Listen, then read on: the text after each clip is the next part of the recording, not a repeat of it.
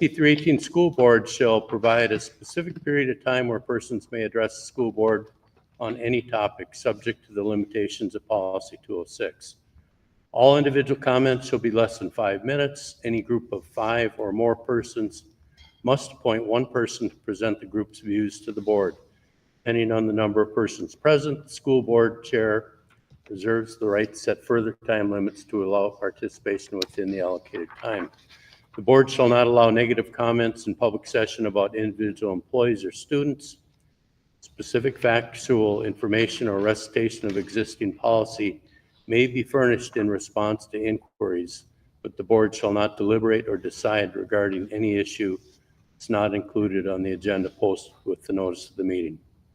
If there are more requests than time available, priority will be given to people who reside within the Grand Rapids Big Fork School District. And you have the floor. Okay, thank you. Good evening. My name is Kayla Scribner. I am a student parent and a community member here in Big Fork, and I want to welcome you up north and thank you for coming on this really nice summer day. I've spoken in the past just about our little community and what strong support we have for our school and the different activities programs we have here in our area and how we come together to make things happen. And we're very excited to be actively seeking a music teacher position now and really hoping that will work out and we can welcome some to the area to be part of it. We have a boosters club ready to go, and so really hoping that works out. But I just also wanted to share a couple things that I'm really proud of that we did this last school year. And you know, the absence of, you're just trying to piece together some arts activities for our students. The community really came together. First, I want to just really hold up our elementary school teachers. Even though we didn't have a music teaching position, they worked with the students, organized themselves, worked with the students, created a program, and ensured that the community and the students had both a winter concert and a spring concert, which was spectacular and just delightful. It was one of the best Christmas concerts I've seen in a while, and so really proud of their work there. And then also we had our annual elementary Memorial Day parade. I don't know if any of you heard about it, but it was pouring down rain. It was crazy. And our students marched all the way through. They did that. The elementary school teachers make that happen. And they do that in partnership with our veterans here that live in the community. So another thing that we're really proud of. And then the other item is just, we did our community theater, did a one-act play festival. So we don't have any theater classes or activities in our school right now. And you all know what happened with speech, but we did volunteer directors that did a one-act festival, and one of those decided to do a youth musical with students that don't know a lot about music and have never had acting before. We had 17 kids try out, and they were ages 7 to 14. We found a part for all of them, and then we had a core group of parents, full-time working parents that worked with these kids to make sure that they could have a really successful performance. And the growth I saw in the 8 weeks that we worked with them was phenomenal. They were so proud and did such a great job doing this musical, which in the beginning I was like, I don't know how this is gonna go, but they pulled it off. It was incredible, and they were just beaming by the end.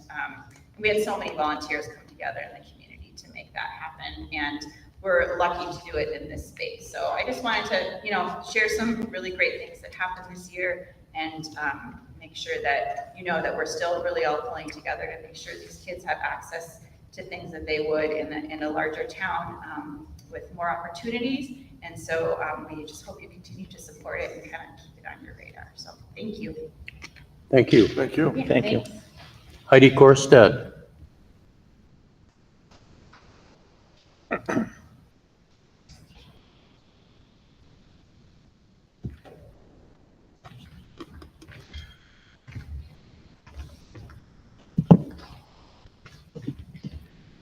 Hi, everybody. Thanks for coming.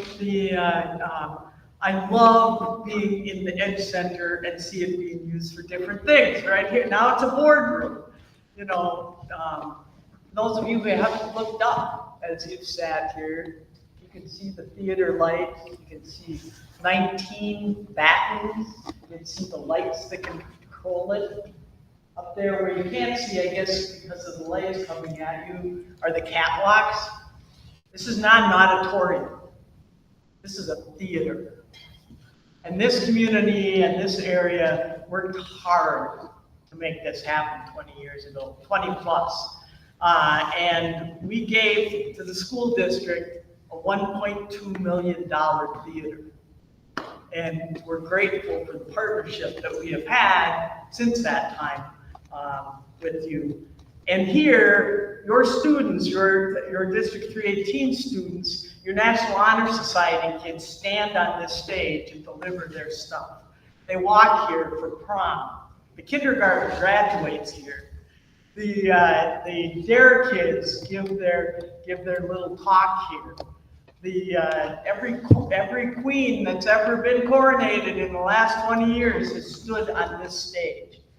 And it makes a difference to these kids. It's gonna make a difference when they go to college and have to do a presentation. That makes a difference in boardrooms where they will be, when they stand in front of the timber producers. And we're really, really glad of this space.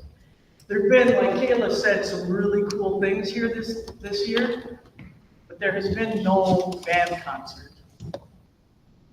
There has been no choir concert. And that's because we do not have a music teacher here.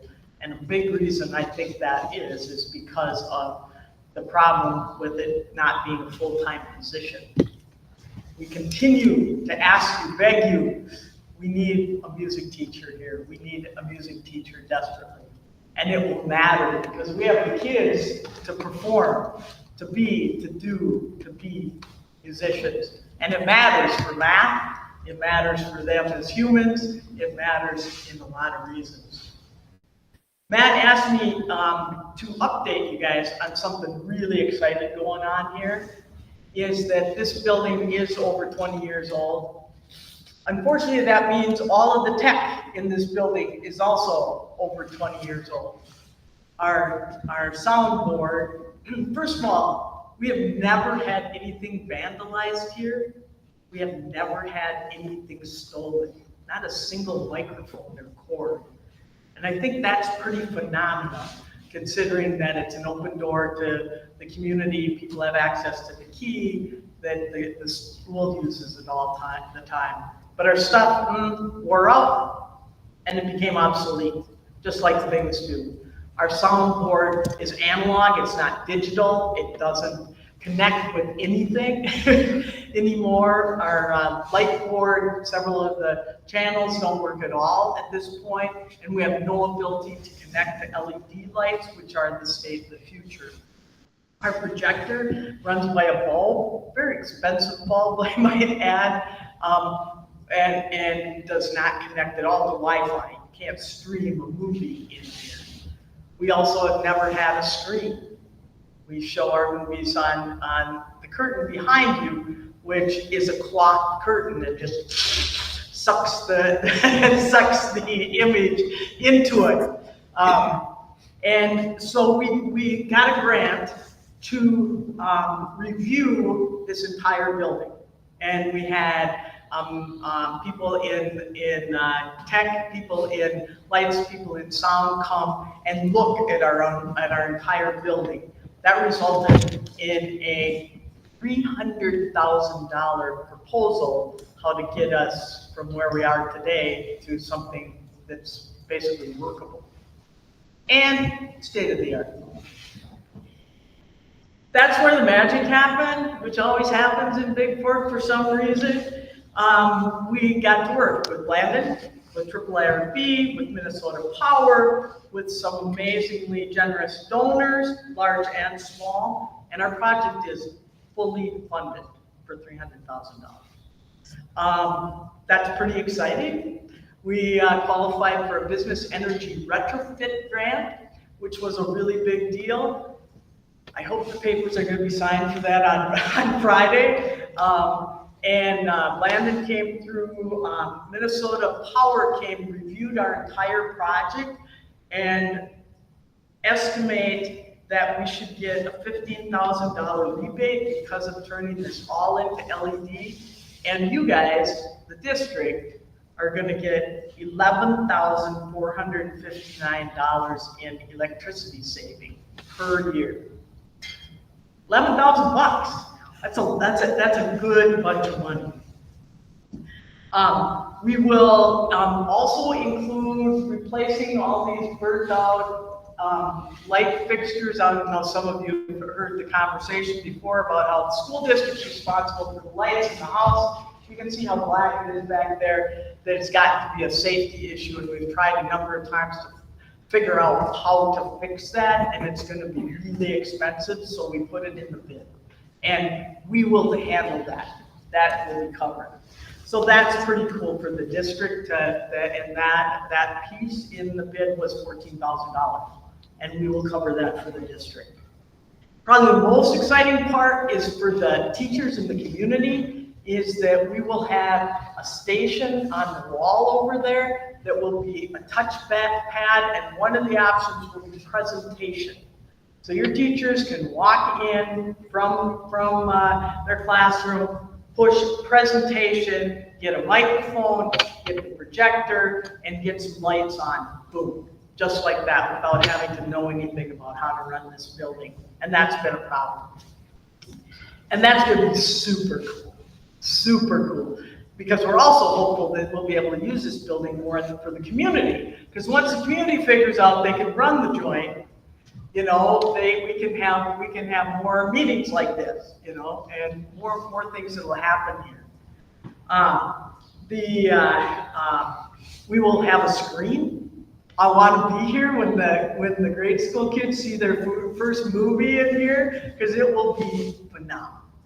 We'll have a laser projector. We will have a new board, a ETC board, a light board that will run LED lights, and all of our bathrooms will be wired for LED capabilities. We will buy a few LED lights with the idea that we will continue to build on that inventory as money comes up. The projector will be a laser projector, again, sharp, clear on a screen. Let's see, what am I missing? The hearing impaired will be amazing. That right now we have hearing impaired equipment, but you have to have a microphone to run it. So like right now, I wouldn't be augmented, but the new system will be augmented no matter if you have a microphone or not, and that will be a big deal. Our techs always have to balance the sound from inside that little booth back there, and they can't hear a thing. And we will be able to mix the sound from inside the house. The list goes on and on and on, but basically, we will have, you know, a state-of-the-art solution to augment this beautiful building. In lieu of the $300,000 gift that we'll be giving to the district, we have been talking with Matt about you guys letting us use the electricians from the district, which I think will be doubly cool. On the one hand, we don't have to pay for an electrician, which would be really helpful for the project.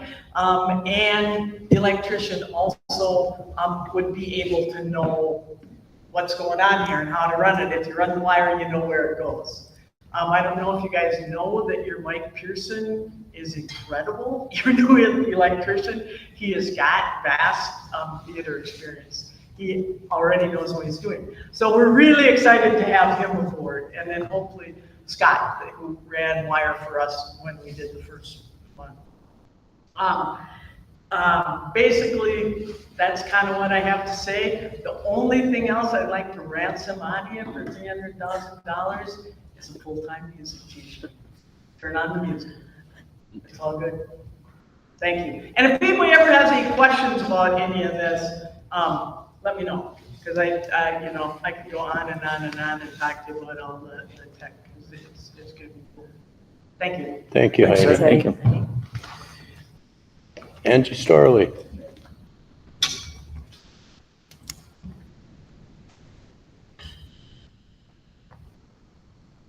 Hello. Hello. My name is Angie. Fork School Advisory Committee, and I'm just coming tonight to give you a short update on our last meeting, which was June 6th. So the committee's top priority continues to be securing a full-time music and Spanish instructor for Big Fork. Not only the committee's top priority, but also the communities, as you've heard.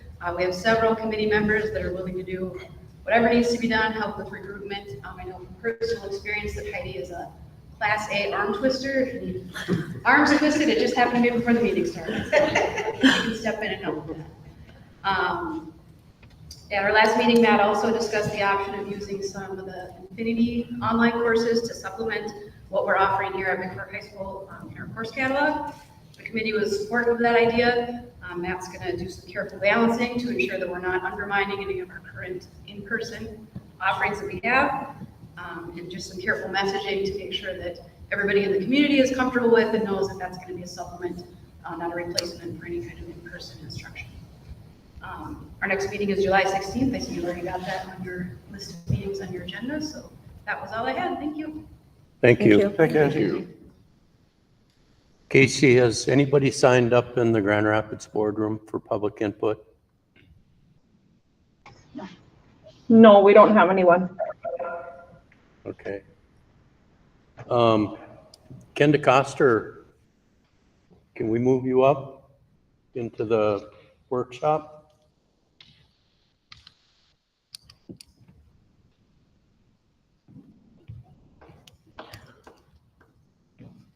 Thank you, Ken. Before I start with a principal's update, I do want to point out, I mean, all three of the speakers that just got done talking, Heidi, Kayla, Angie, they're all very active in the school community as community members and supporters. As you heard from them, they're very active in the Big Fork community at large as well. And you know, they're part of a bigger group, but they're part of a group that just, Heidi talked about the magic happening in Big Fork. That magic happens because of hard work like these three that are doing behind the scenes and stick with things and follow through and build momentum. So ladies, thank you very much for being here tonight, but also all those other things you're doing behind the scenes. So just had to point that out because as a principal, even though none of them are staff members, I get to work with them and know that they're supporting our school, and that's pretty cool. Without jumping into things that, you know, those three talked about, I'm not going to back up into the school year, but I did want to talk about how our school year ended a little bit, and then a little bit about some of our summer things, because oftentimes people kind of wonder what goes on at the school during the summer. They maybe think it's just cleaning. I work here, and even I'm surprised at how much is going on sometimes. There's a lot of traffic in and out. But our graduation closed out our school year, and I want to thank you to Mr. Gross, Mr. Schroeder, Mr. Marty for being here to represent the board and the district at our graduation. It was a fun ceremony, and it's always fun to send our graduates off on a positive winning note and help celebrate that sense of accomplishment with them. We also, and I mentioned this at graduation, but we also had a young man who was a senior this year make it to state in shot put. Placed 9th overall in shot put, and his name is Chase Jacobson. I happened to see him this afternoon behind the school as he was passing by, and told him that I'd be mentioning him and that he represented Big Fork School, Big Fork Community, ISD 318 at the state competition and did so admirably. So congratulations to Chase as well. Construction and maintenance, even though we have major construction and remodeling going on next year, some of those contractors continue to be in and out, closing things out. We also have routine maintenance. I've had a number of contractors on site today. Right now, our elementary entrances are being redone. Anderson Glass is here working on those. ICS was here along with Henry looking at some stuff from our project that's taken place over the last year. We had a gentleman here looking at gym floors last week, getting ready to set a course for finishing those. over the summer. That's always hard to kind of schedule and finagle because that gym's being used a lot as well. We have volleyball players in this evening doing things. We also have Learning Academy going on for elementary age students right now. That runs in conjunction with 4-H. So Learning Academy takes place in the morning, 4-H takes place in the afternoon. Kids can be involved in either one or both of those programs. Our North Holmes staff person that we work with that works in our building all year long runs the North Holmes camp right out of here, so our local kids aren't needing to find transportation to get all the way down to the North Holmes camp down south of Grand Rapids. So we have North Holmes camp running, and we also have credit recovery for our high school students. Like they have credit recovery at the ALC, we're basically running a satellite of the ALC here with two of our instructors, and that's allowing our local kids, again, get over some of those transportation issues to get as far down to Grand Rapids, but making sure that they're staying on track to graduate by doing that credit recovery. So we definitely have maintenance going on. Our custodians are pulling rooms apart, getting ready to wax, and they're cleaning and doing everything else. But there's still quite a bit of traffic coming in through the doors as well. And then lastly, we've got hiring going on. This week alone, we'll be looking at our next steps in the process of hiring a 6th grade teacher. And I'm happy to say we've got some next steps in the process, meeting with some candidates, some prospective music candidates this week as well. So very excited to meet with them. Had some conversations with them on the phone, and looking forward to meet them in person and show them our facilities, including the Edge Center. This is a wonderful piece of our building. We utilize it for a multitude of things. We've got a history of a school and Edge Board partnership that I got a good history lesson in just last week as I met with Patty Felt and went over some of some of the initial documents, the charters, a memorandum of understanding, those kinds of things, and we've exchanged a couple of emails since then. But when you stop to think about all of the things that it does get used for that are both community-based but also school-based, it's just a great facility, and it's one of the doors that I really enjoy. I really enjoy walking people through our school to give that tour and show them, and I can anticipate some of the things they're going to say as we go through the school, especially the murals and some of those kinds of things that they see on the walls. But there's always a reaction when we walk into this room.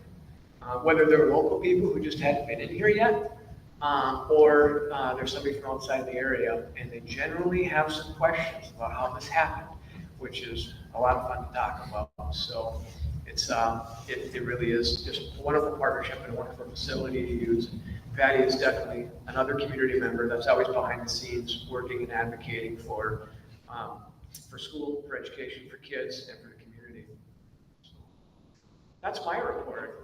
Any questions? Appreciate your time. Thank you, Ken. Thanks, Ken. Thank you. Thank you. At this point, we're going to adjourn the workshop, and we'll come back into session at 6:30 for the regular meeting.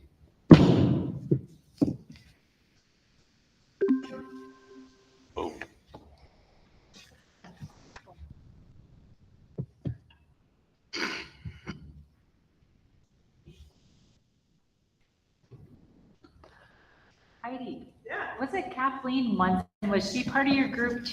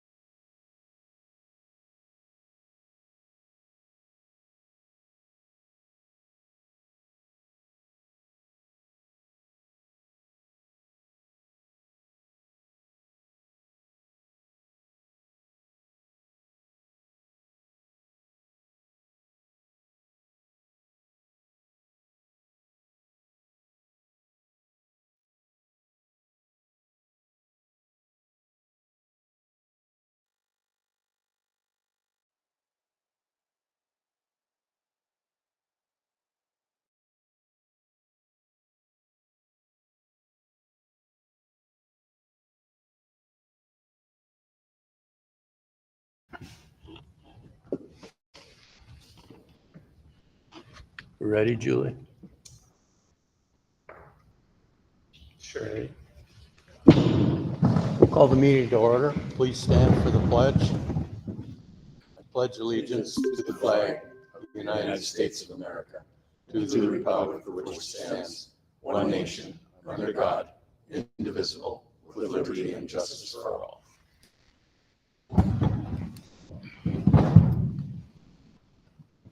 First item on the agenda is approval of the agenda. I'm looking for a motion.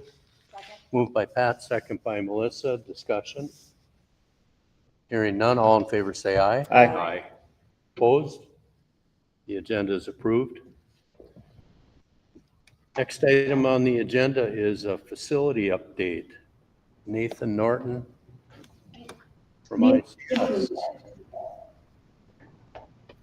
He's not. Here he is. He is here. James, I heard there was a stage. Just kidding. Follow it going. I think I've met all of you now. Nathan Norton with ICS, project manager. I have a brief update for you guys just on all the projects ICS is working on. So the Grand Rapids High School, that's the one that's in full steam for this summer.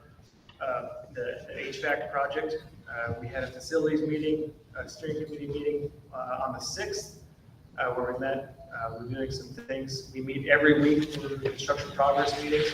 So far, fourth floor is demo. The whole job has the demo and floor protection complete, so that's good. Fourth floor, we've had some inspections. We already have some ductwork and VAVs installed. The inspections were of the installation. We're going to start focusing on third floor, which is kind of where the meat and potatoes are, and that's where we're going to try to start. Once that floor gets done, we're going to work with the city on inspections to try to get staff to move in a little quicker. But things are going really well. This is a rare project where the rain actually helps us. Manpower is so tough to find, but when it rains, all our stuff is inside. So other people and other projects, we're robbing them. So they have a brief home. So it's so far things have been going really well. We're right on schedule. I would even say we're a squeak ahead of schedule.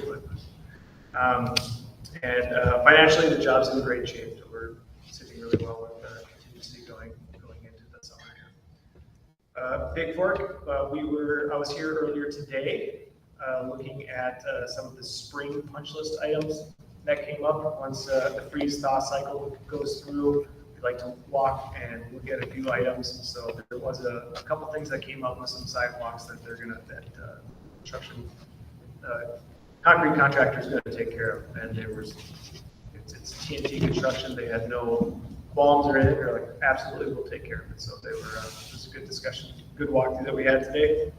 And then a brief update on Southwest. The only thing left out there is some testing and balancing of the mechanical system. And the reason why that one is lagging out a bit is there's a lot of existing equipment that was tied into, and those existing VAVs, valuable air volume units, they needed to be calibrated, and they're caked with dust on the inside.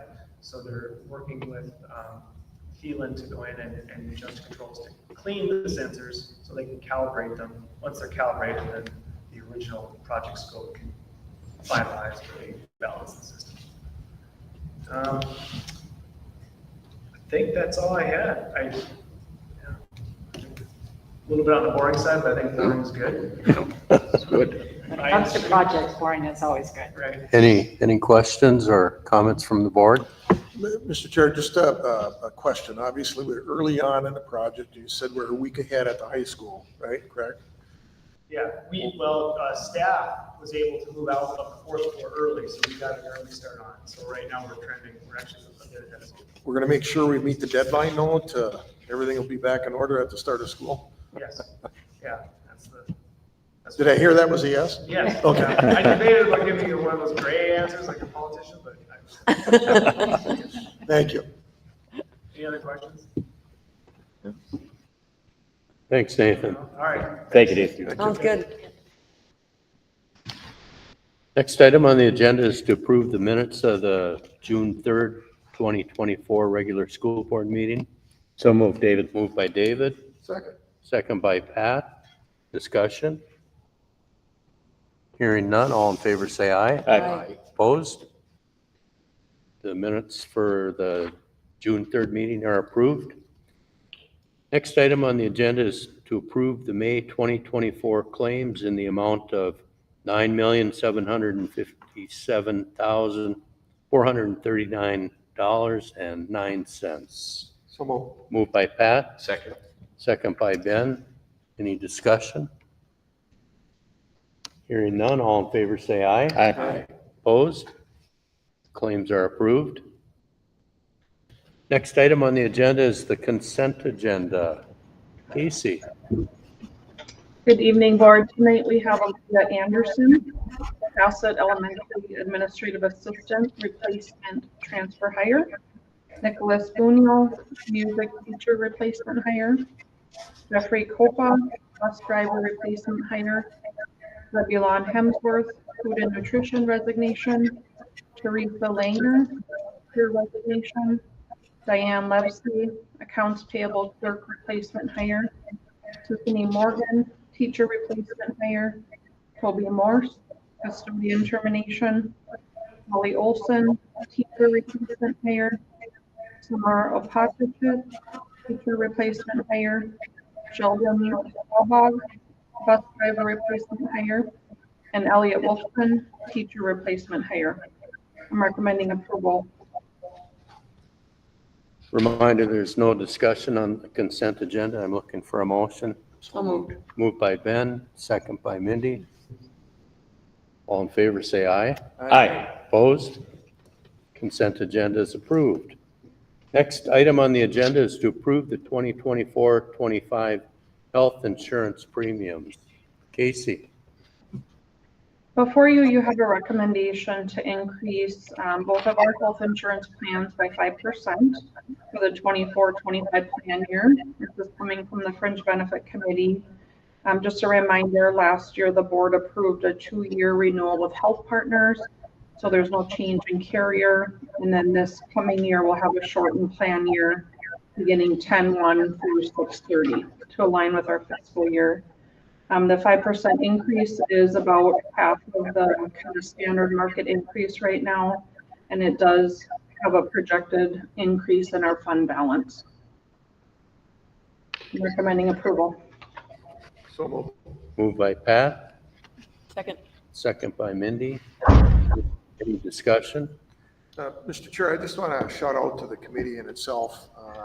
This has been a long process, Yeah. starting about 2 years ago when we started talking about making a change on the health insurance, and the work that the committee has done and educating our employees. And obviously, there's still much more to do. But I think making this change, I shouldn't say I think, I know making this change has made a difference for us as a district. I think it's put more ownership back onto the employees on how to manage their health insurance. Plus, it's saving us some dollars as a district on the whole, and I think that's been our objective all along. So I think it came at a right time, it came at a good time, and it's showing right now that it is making a difference for us going forward. So as noted by Casey on the bottom of her memo here, there's still education that needs to be done with our employees, and as well as the retirees on how to actually use the plan. And hopefully there will be future savings as well going forward. So again, just a big shout out and thank you to the committee as a whole.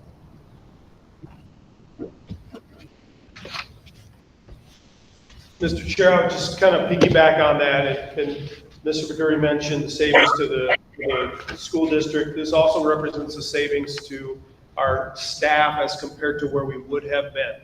And I know that the change was challenging and didn't come without some level of resistance, but as Casey said, the standard premium increase in the kind of across the country is around 8 to 10%. That would have been 8 to 10% of a much higher number, and we're talking about 5% of a lower number. And so this change is saving our employees money right now. It's saving the district money right now, and I think that was the goal moving in, like Mr. Maduri mentioned. So just want to piggyback on that. Then we have employees at the end of this year. We have some employees with money in an account that's theirs to keep forever, as long as they want. And that's new, and it's not the case for all employees, for sure, but we have some, and it sounded like that there might be a way for us to get a total on what that looks like, and I'm hoping to be able to share that with you at some point, how much HSA money is sitting in employees' accounts right now on the aggregate that it's theirs to keep. So I think that's a benefit too that some of our employees are grateful for. Any further discussion? Melissa? Question on that, and maybe this is for you, Casey, is a lot of HSA programs, like once you build up so much money, like 10,000 or 12,000 over time, you can actually invest that in a Roth. Do you know if our plan does that? So I mean, if employees aren't using it, they can do some investments. Is that? Yes, flexible investing.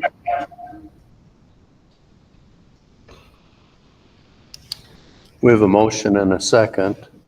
Any further discussion? Note of thanks and appreciation to all board staff and everyone who worked together for the benefit of our employees and our school district. All in favor, say aye. Aye. Opposed? The health insurance premium is approved. Next item on the agenda is information only, a general election courtesy notice. Kara?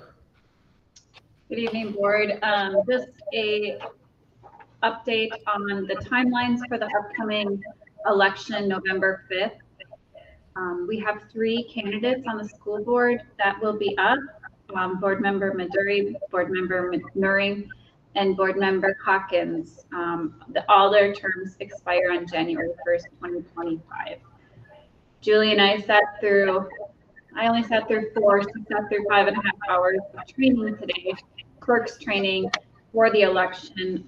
So we'll be ready to go come November. Thank you, Kara. Next item on the agenda is to approve the FY25 original budget. Kara? Thank you. We went over the details of the general fund budget at the work session last week.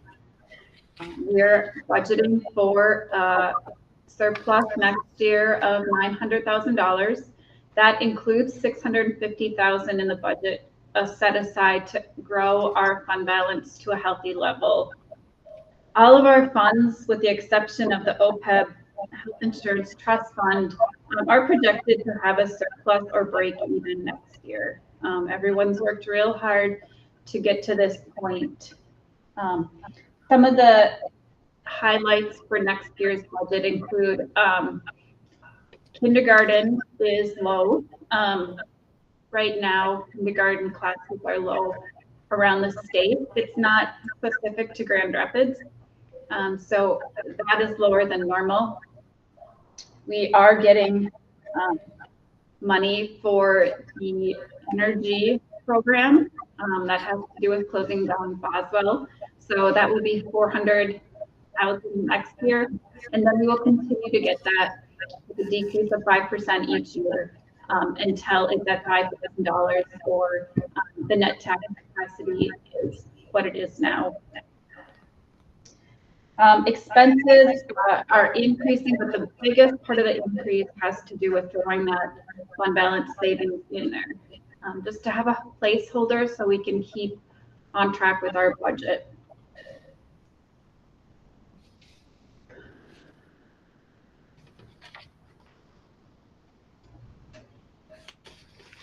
Looking for a motion to approve the FY25 budget.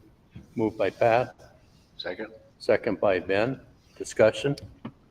Mr. Chair. Casey, Kara, I just want to thank you for the document that was put in extras explaining the budget and going through each line and each column. Very nice, right to the point. I think it explains it to the community if they see this document on where a budget's at and why the reason behind it. So I appreciate your time and effort by you and your staff of putting that together. Well done. Thank you. Thank you. Any further discussion? All in favor, say aye. Aye. Opposed? The FY25 original budget is approved. Next item is for information only.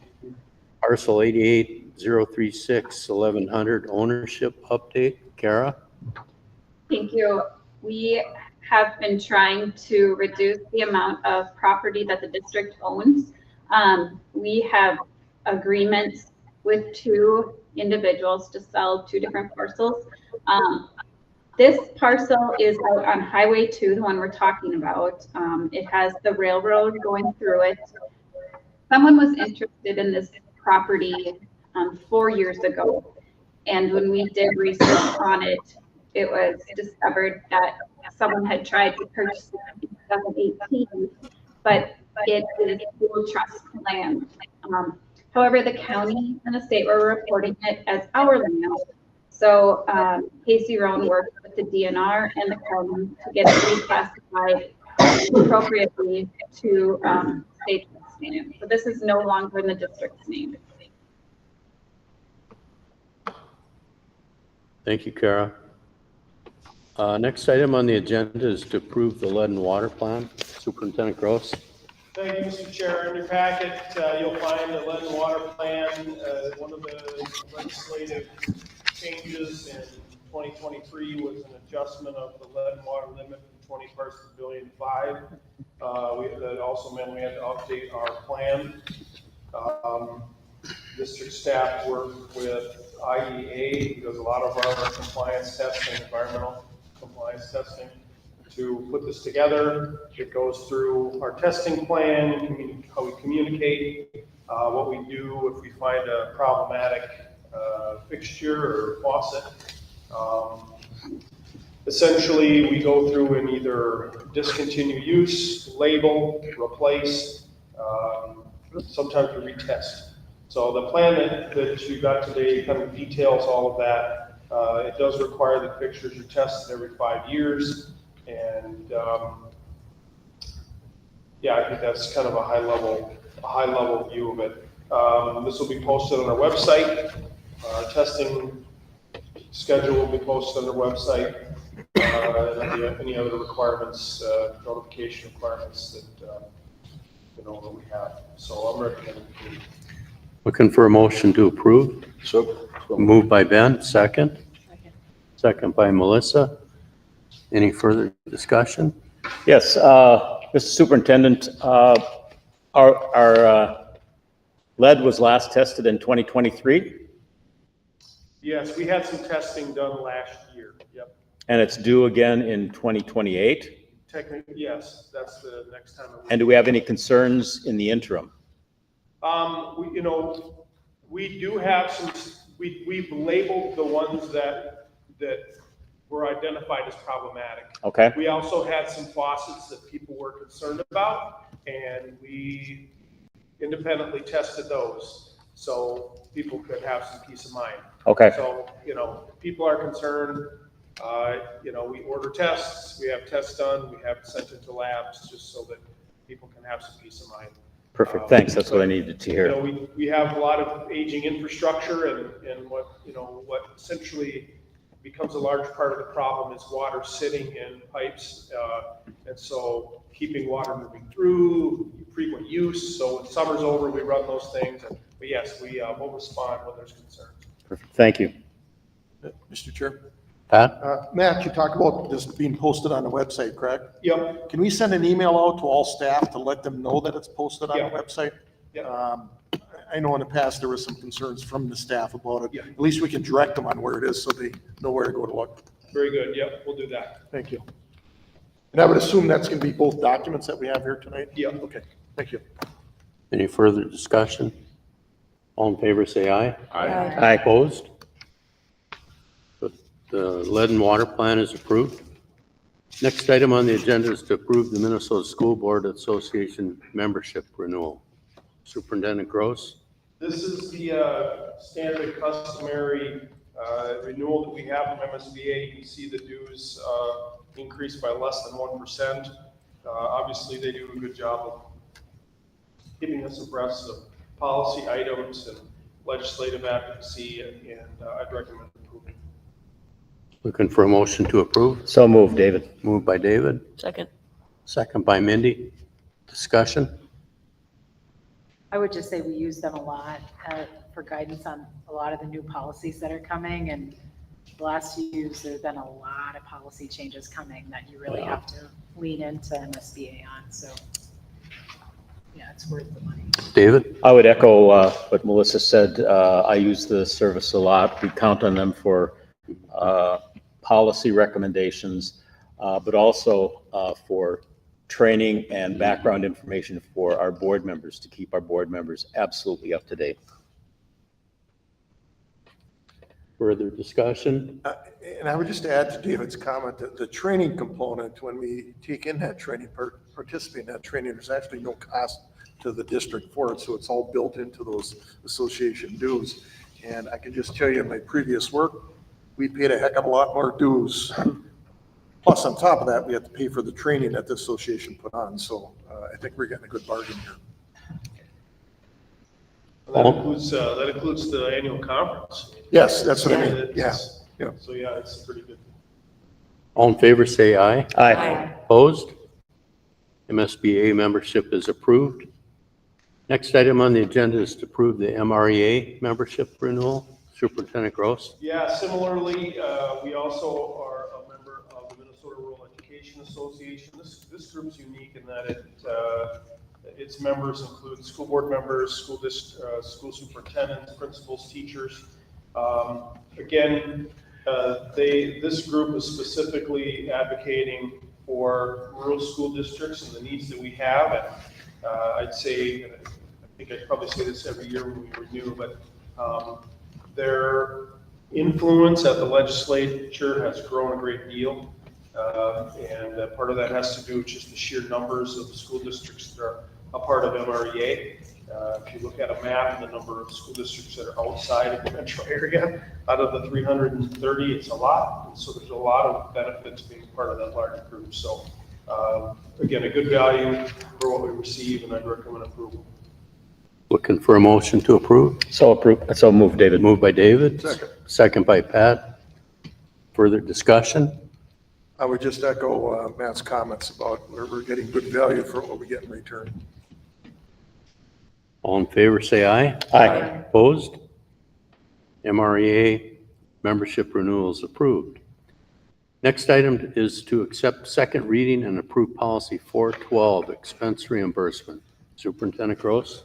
Thank you. As I mentioned during the first reading, this policy was updated to tighten up our expense reimbursement process. Includes specificity around receipts that expands the range for which we would, whether it's required in order for us to reimburse midday meal and some other language items, but the tightening up the process around reimbursement specific to receipts, and then that 45-mile change are two of the bigger ones. Looking for a motion to approve. So moved. Moved by Ben, second by Second. Pat. Further discussion? Hearing none, all in favor say aye. Aye. Opposed? Policy 412, expense reimbursement is approved. Next item on the agenda is to approve an annual review of the following policies. Superintendent Gross.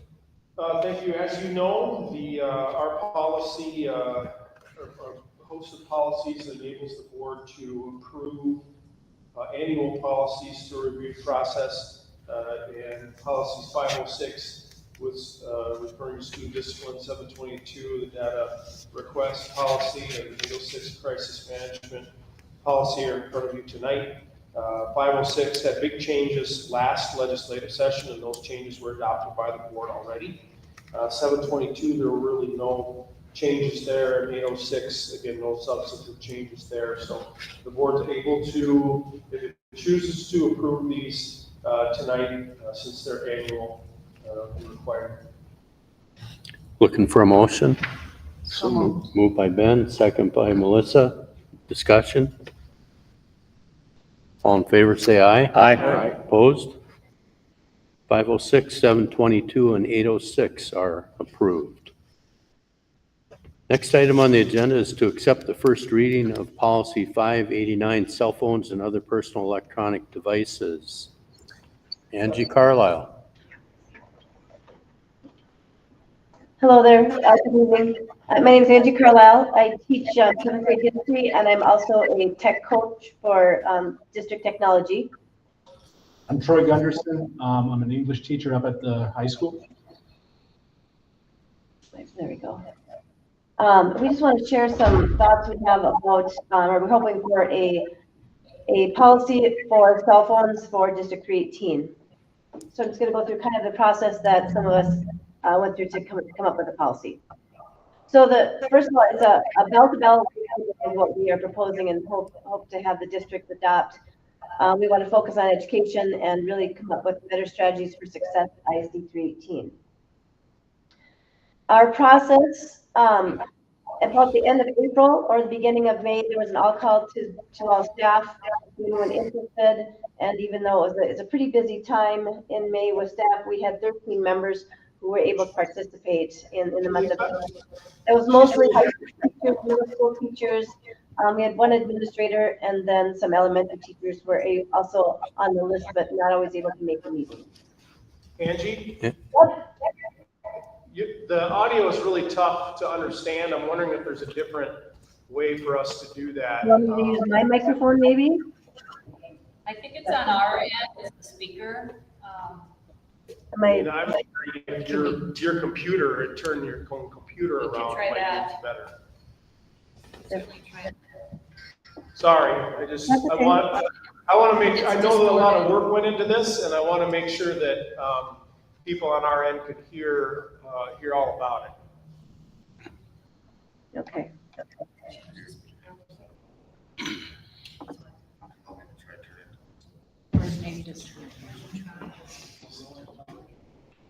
Does this work better now? No, we're good. We were gonna turn this. Can you hear down, me maybe. better? Yeah. That's better.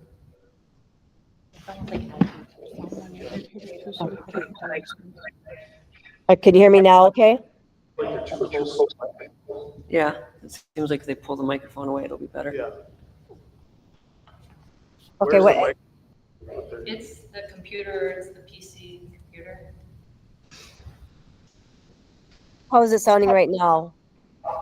Much That better. actually sounds better, yeah. Okay, so we're good now? Okay.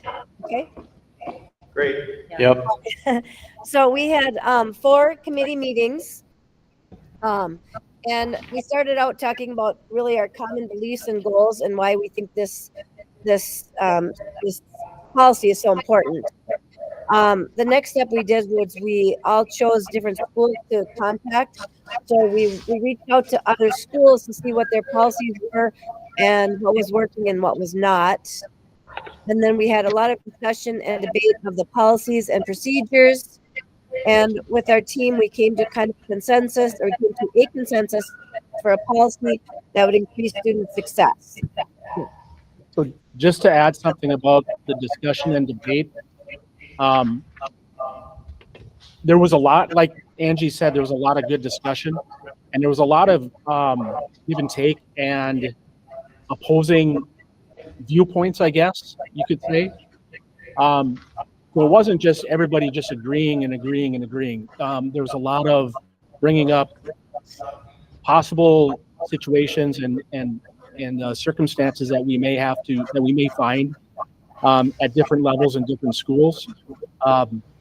So there was a lot of good discussion, and like it says here, we came to a consensus, and it's increased student success was at the forefront. And then we came up with the proposal and modifications that we sent to Superintendent Groves. We understand that this will be a difficult transition for many. It definitely will be difficult for students. This is something that, there's a lot of students that are very much addicted to their cell phones and their personal electronic devices. It's going to be difficult. There's no question. It is going to be difficult for parents. Parents want to be able to communicate with their students all day, but we all know that we have phones and we have other ways to communicate. It's going to be difficult for staff and also for administration. So we understand this isn't going to be just easy. We're just going to have a policy and it'll be done. It's going to take a lot of us that will really understand that consistency and support is what will be needed for this to work. That's the most important thing that we came up with, I think, at our meeting. And I think, and also with this, we all know that maybe at mid-year, that we would step back and look at what's working and what's not working. This is going to be a fluid thing until we kind of dial it in and to the right spot. But the biggest thing is that we want success across the board. We're kind of coming up with some of the things that we thought were super important. Number one is that we need to focus on learning. Students are more likely to engage in learning when they don't have a distraction with their cell phones. The cell phones divert attention from textbooks, lessons, and other activities. In doing research, you can see that it will take 5 to 23 minutes to fully regain focus after an interruption. And this is not even when you look at your phone. This is just, you hear it buzz, you feel it buzz, you feel your watch buzz. And even if you know you're not going to look, for 5 to 23 minutes, you are distracted from who it might be, what someone might have said. Is it my mom? Is it my friend? Should I look? I can't look. And for 5 to 23 minutes, every person is distracted and can't concentrate. We also want to be able to improve academic performance and learning environments. Without this distraction of cell phones, students can better focus on their studies, leading to improved academic performance. Bringing phones, message alerts, notifications, everything is very disruptive in a classroom. We think it's important to also prepare for the workplace readiness. If we let kids think it's acceptable to have a cell phone while they're at school, why wouldn't they go to their workplace and think it's just acceptable to focus the entire time they're working? I think this is a really important workplace readiness habit to help students succeed.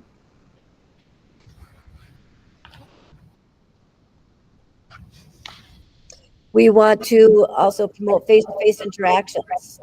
Go into a lunchroom any day with kids with cell phones, or anyone, go to a restaurant, and people don't look at each other, they don't talk to each other.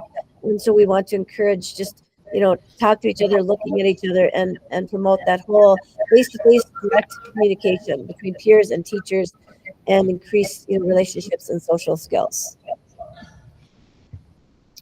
Of course, cheating is always an option with cell phones, and with any type of personal electronic device, phones or watches. It's easy to cheat, so we can reduce the risk of academic dishonesty. Cyberbullying is it's crazy how bad it can be. So we're hoping that we can stop this during school hours at least, and help protect victims during school time. We want to basically promote all mental and physical health. Do you guys see it? The blue bar box there, sorry. Without the option to use cell phones, students are more likely to participate in physical activities during free and break times, and basic overall screen time. Less screen time will help students' health, physical and mental health. So we're asking for a policy that is basically bell to bell, away for the day, unplugged for learning, phones off, minds on.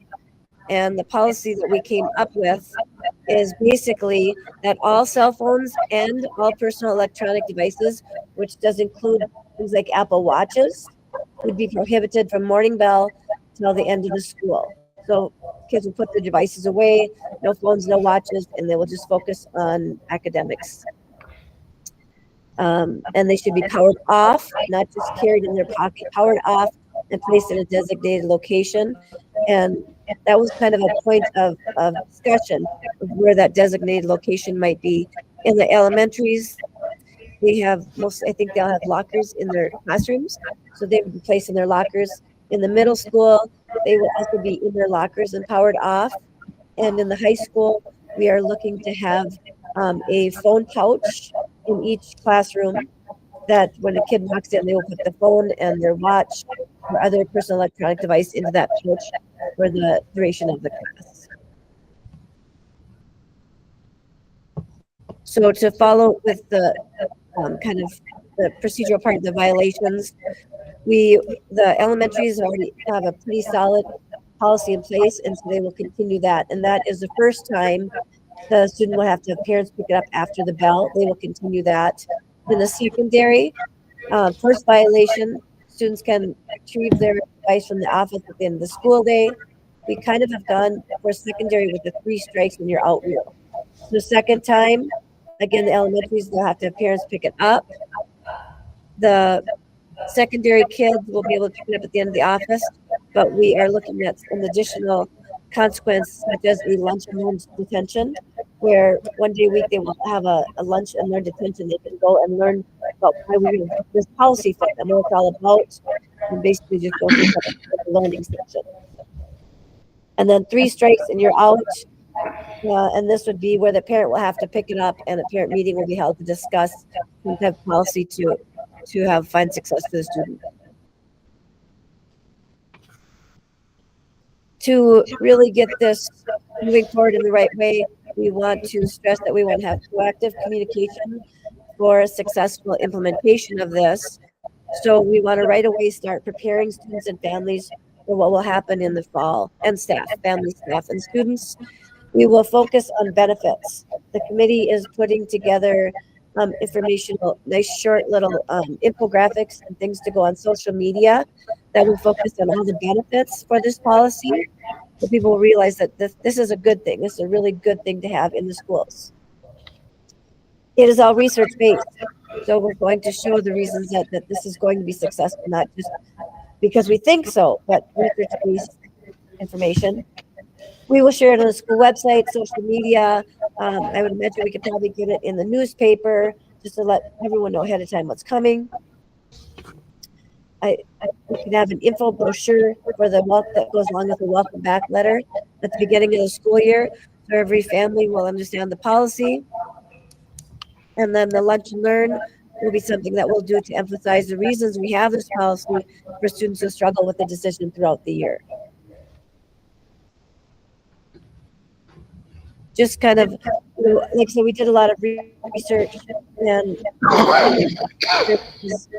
a book called The Anxious Generation, and the book, and there's also podcasts about this from this person, and he had some really good information that he said the 4 foundational reforms for healthier children in a digital age is that number 1, there should be no social media until age 16, no smartphones until high school.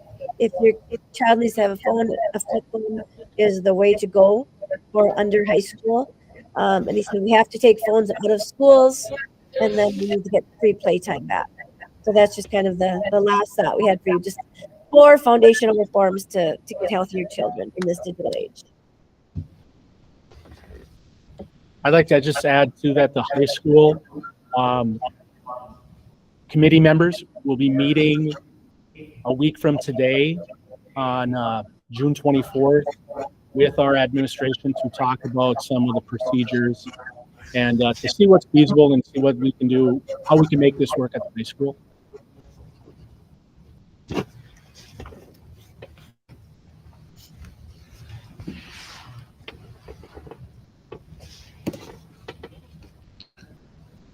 Thank you, Angie and Troy. This is the first reading. Superintendent Gross, I'm assuming we'll bring it back for a second reading. Yeah, our next meeting is in July. Okay. And just a few kind of pieces to add, I guess. This legislatively, a bill was passed that will require school boards to have a cell phone policy. We're, I'd say, getting on ahead of a little bit. I think one of the comments was, we'll be able to check in mid-year to see how we're doing. I think Troy mentioned that, rather than having a year until we're able to get into it. And so that, I think there'll be some model language or best practices that are coming up from some groups that we can kind of align or examine along with what we're doing.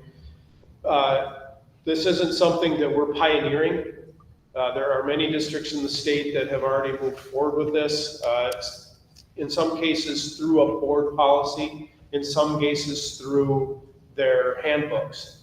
So Duluth, for instance, they just completed their first year of Away for the Day.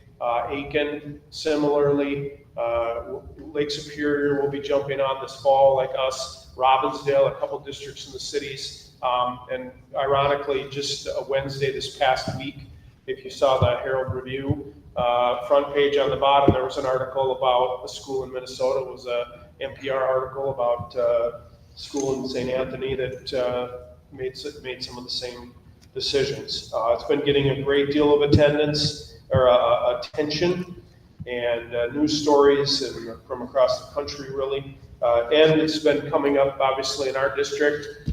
We had a guest a few board meetings ago that spoke very clearly about his concerns. It's come up at, I think, 2 meet confers, and that's really what kicked off this process.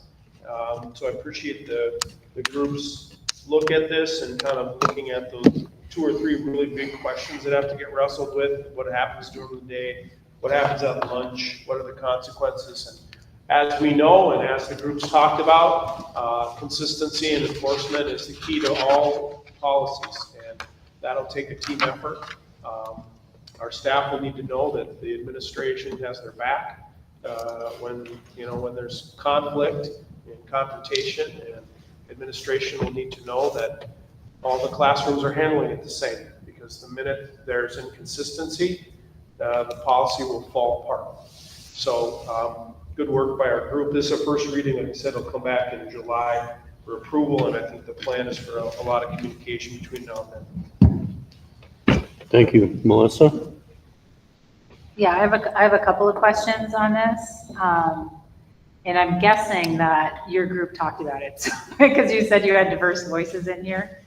And so as I pull the legislation, it specifically says cell phones. It doesn't overreach into any watches or anything like that. And so I do have a little bit of concern that we're getting out ahead. Like, it really just addresses cell phone usage. It does not address watches.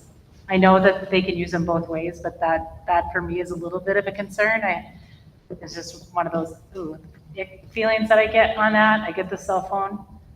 I don't know if you guys talked about that at all in your committee. I know you had 4 meetings. Most of the schools, when we looked at their policy, they did include the PEDs, personal electronic devices, because like I said, students can do almost everything with their watch that they can do with the phone. And if we just take their phones away, they're still going to be able to communicate and send texts and other things with the phone. So we think it's important that if we're going to do a policy that's going to help us be focused, if your watch is buzzing and you keep looking at it, you're still distracted from learning. And it's not just the watch, it's also AirPods. Right. Because kids, lots and lots of students at the high school, I'm sure at the middle school, have AirPods in, and that's already just taking away from that educational opportunity right off the bat. And I'm sure they're going to have to be dealing with those things. They'll pair them to their iPad or whatever, but getting those other devices kind of off their body is, I think, going to need to be a part of that. And my next question might be is there a complementary mirrored policy for staff in cell phone usage during teaching hours? Yeah, we did talk about that also. We said that was just as important. We have to be doing the same thing, right? Right. That's, so that was just my question, if there was a mirrored policy. So that was definitely a part of the discussion, and an important thing that we stressed would also, which is why when in that one slide, it has to be students, staff, parents, and administration all in the same policy. Okay.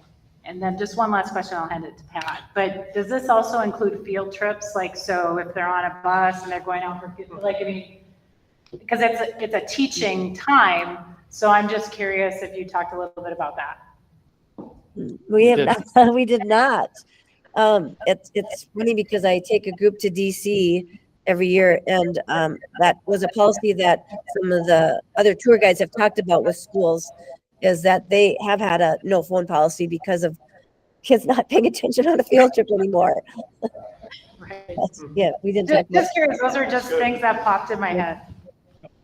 Mr. Chair. Thank you, Melissa. You took one of my questions that I had in regard to staff. I think here's a moment where staff can be leaders. Yeah. And teaching moment in itself. I'm gonna go to the policy itself, and it's more so of just, I appreciate the words consistency, continuity across the board for everybody, but under violations of this policy, Roman numeral A, the last sentence there, it says, subject to the procedure established in each respective building's student handbook. It makes me believe that our student handbooks might be different from building to building, and that's a little concern for me. I think the more consistency we have in those student handbooks when it comes to this, the better off we are. And the reason why I say that, we might have a student in elementary and we might have a student in high school, and you know, they go home and talk about, well, that doesn't happen the way I was treated over here, and then it comes back to us, well, how come it's different here over there? So again, just in a bigger picture, we need to make sure that we have more consistency and continuity, especially if it's on paper, so things mirror one another going forward. In regards to the field trip, just to expand on that, when we talk about sporting events and phones, I know a while back, one of our hockey coaches a few years back didn't allow cell phones at all when they were out doing that. Is that something we want to look at as well? I don't know, but now's the time, I think, to throw it on the table and have that discussion going forward, whether or not it lands in the policy or not. I think we can say it was talked about. Here's the reasons why we did, or here's the reasons why we didn't. So if we get questions from the public for it, we can say we addressed it one form or another. So my comment is, let's start thinking outside of the box, back to Melissa's comments on things that we're not thinking about, because everything is focused right now in the classroom, which is great. Appreciate the work. If I was king, there wouldn't be cell phones coming into the building, period, but I get it, I understand it. So I appreciate your work where you're going. So let's take the time, as much time as we need up front, so we have a better end product going forward. Troy, I appreciate your comments. It's kind of fluid as we go, but let's try to get as much as we can. We did talk about how to make this, the consistency across the board. And that was a point of robust discussion, because a senior is very different from a sixth grader. And being from the high school, I see this a lot. I have a daughter that relies on her phone as far as an app that she has for work. We have students that are driving. We have students that rely on their phones to get communications for their work. I had a senior that lived most of the school year with a friend and did not have parents. Even one of his parents wasn't even in the state. And so to hold that senior who doesn't have parents in town to the same, I guess, consequences or policy, as an elementary is kind of difficult to do. And that's why I feel, and that's why some of us on this committee feel that some of those policies may be more building specific, I guess. Mr. Chair, I would almost try, to your point, it's almost about, less about building, more about age. Grade level. It happens to be that it's building. I've had some conversations with Ken here at the high school and elementary here, and I think, they're going to be, the elementary kids at Big Fork are going to be treated the same as the elementary kids at West and East. The high school kids at Big Fork High School are going to be treated the same way as the high school kids at Grand Rapids High School. So it really is about this kind of age level thing. I was wondering, Mr. Chair, if I could, I think Troy, if you wouldn't mind bringing up to your group a week from today that activity conversation. You're sort of in the middle of that as a coach yourself, so I think that'd be awesome. And Angie, as someone who chaperones trips, if you wanted to put some thought into that, thank you. The other thing that I would make sure to mention, we do have some exceptions in here, because we do have students whose blood sugar monitors interact with their phones. And so that phone is a medical device for them. So we do have the ability to make exceptions there. We also have the ability to make exceptions if there's some sort of an interface with a student's IEP and their phone. And so we have that included in there too, just to try and, I had a parent not long after I sent out the information, reach out to me right away about the medical piece of it. So it's a real concern. Fortunately, I mean, this is kind of why you get things out there and get the feedback. And here, we've heard some of that already, and I think Troy's right. We're gonna get into this and check in and adapt as we need to adapt. But that's where we're at, I think, as of tonight from first reading. Good questions, for sure. Nice work. Thank you. Any further discussion?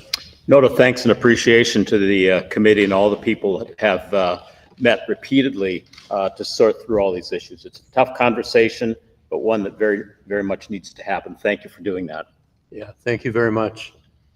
Next item on the agenda is to approve contract with Karen Leslie for school psychologist services. Anna Lloyd.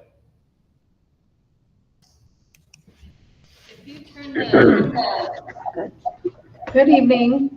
I have contract here for Karen Leslie. She's an independent contractor who provides school psychologist services to us. This would be the 5th year of the contract for the upcoming school year. Karen is a retired former teacher and school psychologist with ISD 318. And this agreement gets us the school psychologist services that we need. As you know, we've had a really hard time in the past finding school psychologists, so this has been a great agreement between us. So I'm looking for approval of the contract for the upcoming school year. Looking for a motion to approve the contract. Moved by Pat. Second by Mindy. Discussion. All in favor, say aye. Aye. Opposed? Contract is approved. Next item on the agenda, approve the sale of deaf, hard of hearing services to IASC Special Ed Cooperative. Anna Lloyd. All right, this next contract is for deaf, hard of hearing services. This is a low incidence area. And what that means is that we don't have a high number of students who have this as a need. So it makes sense for us to work with our area districts to partner and share the cost of the service. So how we do that is ISD 318 hires the staff, and then we sell a portion of that staff to IASC.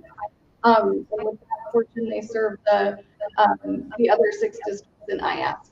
So I'm looking for approval of this contract. It will be the 3rd year we've had this contract in place.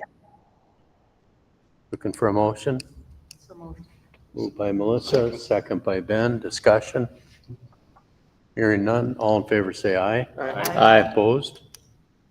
Contract is approved. Next item on the agenda, approve sale of autism coordinator services to IASC. All right. Yep. So this is the same thing. We have a need for an autism coordinator. We shifted one of our special education coordinators last year to an autism specialist position. And again, this was a situation where IASC had the same need that we did, and it just made sense for us to share that service to keep our costs down. So we're looking to sell 0.4 FTE of our autism coordinator to IASC, and this will be the 2nd year on this contract. Last school year was the 1st year, and I'm looking for approval. So moved. Moved by Melissa, second by Pat. All in favor, discussion. Hearing none, all in favor, say aye. Aye. Opposed? It's approved. Next item, approve the sale of physical impairment services to IASC. So same thing here. Physical impairments is another low incidence area. So it just makes sense in our to partner with our neighbors and share the service. So I'm looking for approval to sell 0.5 FTE of our physical impairments teacher to IASC. Motion So moved, David. moved by David. Second by Mindy. Discussion. Note of thanks and appreciation to Anna and the people that put all of these partnership thoughts together for the for the support of our students, but also the students of our entire region. Thank you for doing that work. Yeah, thank you. All right. Any further discussion? Hearing none, all in favor say aye. Aye. Opposed? Sale of physical impairment services is approved. Next item on the agenda, board reports. Melissa? I had an IS negotiations meeting today. We will be meeting again next Monday to finalize a contract with the unit there, and I'll bring that to the group. It's going really smoothly. It's just cleaning up kind of language from when it used to be overseen by the board versus now there's an executive director. So just putting process pieces into place into the contracts, so. That's all I Ben? got. We had a facility meeting and that was covered by the person from ICS. David? Pass. Nothing for me. Pat? Mark, just a health insurance meeting, which we approved tonight, but more so a shout out to our activities as Ken mentioned tonight, Big Fork going making it in track, and we had a girl down in Grand Rapids making it in track, and then our boys baseball team making it to state. So again, I think it was a great spring for both schools, Big Fork and Grand Rapids, for participation at state level over the. And again, just a thank you to Heidi and Grant and the work that went into that grant for here at the Edge for upgrading our lighting system and the work that she and Angie and Kaylee do in that group up here. I know that Matt and Mark that you work with up here. It's a true partnership for Big Fork and ISD 318. So hats off to them and thank them for the work. Next item on the agenda, superintendent's report. Just a couple things. I had a meeting, I asked superintendents and principals to talk about shared courses. That's been some, the process that originated out of our work with 319. It expanded to all of IASC, working through some process items now. And, we have a history of doing this, but the landscape's changed. And so one of the things we're discussing is how to unify, and this is something we have never done, is to unify how we are all handling it to the degree we can within the bounds of our contracts, to unify how we're handling that so that there's some parity with teachers and plan for training. So more to come on that. Been having a lot of one-to-ones the last couple of weeks with both people as part of their evaluative process, but also just people that I'm checking in with after the year. Circling back to that land item today, just, to put that in context, we've, within the last, I say 6 months, we had identified a handful of properties that we wanted to eliminate. We sold the one in S Lake, sold the one in Effie. I believe by the next time we meet, we'll have a purchase agreement to consider on the old admin building. We've cleaned this title up, so this one is no longer under ownership. The only one left that the board indicated they were interested in getting rid of is the one in Warba. We have had some communication with that landowner. It's not interested. That's adjacent to that. So we've either eliminated or in the process of eliminating 4 out of the 5 properties that were identified to get rid of, to reduce our footprint, get back on tax rolls, et cetera, et cetera. So just wanted to make sure that we didn't lose the opportunity to talk about that. Last thing, we talked about it for a second at the work session a week ago, but our group got back from Europe, their trip. It sounded like that Normandy experience was really everything that it was people expected and more. So really valuable experience for our kids. Think about the opportunities we're providing for our students despite challenging times. Proud of those. We had a group of students leave for Italy last week. Again, chaperoned by really, really quality people. They're going to have a great experience. That's for students in Grand Rapids. And then Josh is up here working on a trip for our Big Fork students. So opportunities for kids. And I think we should be proud of those. And, good things happening everywhere, like Pat mentioned. Mr. Chair, can I just expand on Matt's comment about reducing our footprint? And I want to go back to when we did the elementaries, and I know it's a few years. But if you think back what we told the community when we were going to build these elementaries, we talked about reducing our footprint of getting rid of properties, right? Forest Lake, Murphy, et cetera, admin in the process, these other buildings. So my point is this, is what we told the community back then when we built these elementaries, we're following through on and have been following through on all the way up to date here and reducing that footprint and less liability to the district as well as the residents of the district as far as tax burden and that. So again, I think it's important that we go back and just kind of remind ourselves and remind the community and the constituents within the boundaries of 318, we're doing what we told them we were going to do when we built these elementaries. Thanks, Pat. Just to play off that Melissa? for a minute, Greta also sold 8 more pieces of the Forest Lake property to the Housing Authority, which means 8 more houses are going into that space.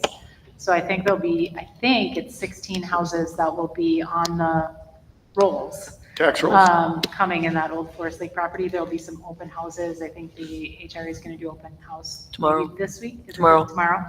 I would encourage folks to go see it. There's a few different, different levels of, but everything is more on the side of affordable for families. So tax rolls, it's being repurposed for families and for the communities. So. And speaking of open house, tomorrow's the open house for the Tech Hub. They're at the Community Education Center too, so I encourage you to check that out. Our new person who's running that, Josiah, is fired up, so it's going to be great. Thank you. Reminder, upcoming school board committee and meeting dates are posted on each agenda. School board meeting agendas can be found on the district website and on the designated posting site at the ISD 318 Educational Services Center. Is there any other business to come before the board? Julie, has anyone else signed up for public input? They have not. Meeting's adjourned. Thank you, Mark.